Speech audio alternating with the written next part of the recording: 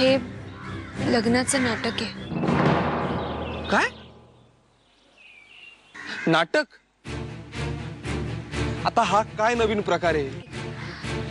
हो सांगते, किल्लेदारांच्या घरी मेजर काहीतरी प्रॉब्लेम आहे आणि त्यासाठीच त्यांना हे सगळं लग्नाचं नाटक करावं लागणार आहे। मोहित, आमच्यावर 50 लाखांचं कर्ज आहे ते तुला माहिती आहे। मग ह्या सगळ्या प्रकारासाठी त्यांनी आम्हाला 75 लाख देण्याचं कबूल केलं। 75 लाख? तुमची भाची मात्र हुशार निघाली हा। अहो घरातल्या सगळ्यांना एकदम पसंत पडली आहे, अगदी आत्याबाईंना सुद्धा। म्हणून तर आत्याबाईंनी खास तुम्हाला फोन करायला सांगितलंय मला। तू काय सांगताय काय? नाही, खरंच आनंदाची बातमी आहे। चला, आमच्या भाचीनं आमचं नाव राखलं म्हणायचं।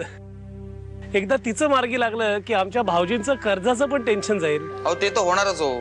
तुमच्या भाऊजींना विचारा पैसे कधी द्यायला येऊ। हा म्हणजे आपलं ठरल्याप्रमाणे 50 लाख ऍडव्हान्स आणि 25 लाख रुपये लागल्यानंतर। नाही, काहीच हरकत नाही, मी विचारतो आणि तसं कळवतो तुम्हाला। हा, ती ईदवा आहे, ईदवा। काय झालं? पण ती पोरगी ईदवाय त्याने आपल्याला काय फायदा? आपल्याला काय फायदा नाही, समजायला चालेल, नरशिया साहेबाला चालेल, पण ती पोरगी ईदवा आहे आत्याबाईला कसं चालेल? खोटं खोटं जरी असलं तरी ती तुमची होणारी बायको।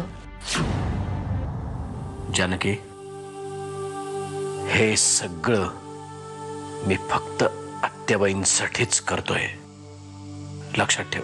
आत्याबाई, तुम्हा किल्लेदार मंडळीबद्दल खूप ऐकलं होतं, पण तुम्ही किती मोठ्या मानायचे आहे हे आज प्रत्यक्ष डोळ्याने बघितलं बघा। अहो आत्याबाई, एका विधवेला सून करून घेताय तुम्ही, तिच्या आयुष्याचं कल्याण करताय। मी उगाच स्वतःला आजपर्यंत समाजसेवक समजत होतो, पण खऱ्या समाजसेवक तुम्ही आहात आत्याबाई, खऱ्या समाजसेवक तुम्ही आहात। पण ह्या सगळ्या नादात असं नको व्हायला की काहीतरी नवीन प्रॉब्लेम्स, नवीन वाद निर्माण झाले जे आपण कधी निस्तरूच शकणार नाही। तसं काही होईल असं मला नाही वाटत वामन, कारण आता आपण पूर्णपणे सावध आहोत। कुठल्या माणसाच्या मनात काय असेल याची आपल्याला कल्पना येऊ शकते, आणि तसंही कोण काय करते ही अडचण आपली कधीच नव्हती।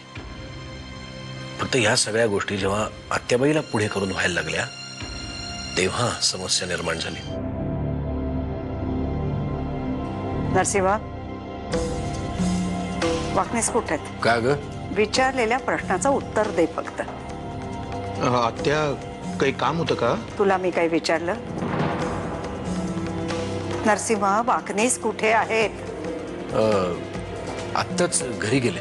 मग आत्ताच्या आत्ता वाकणेसांना बोलावून घे इथे ताबडतोब, नाही तर मी जाईन त्यांच्या घरी। काना, इथं काय बसलायस तू? बाहेर बघ की काय गंमत चालली आहे। काय डोकं आहे काना तुझं देवा? हळू बोल, हळू बोल, हळू बोल, उड्या मारती।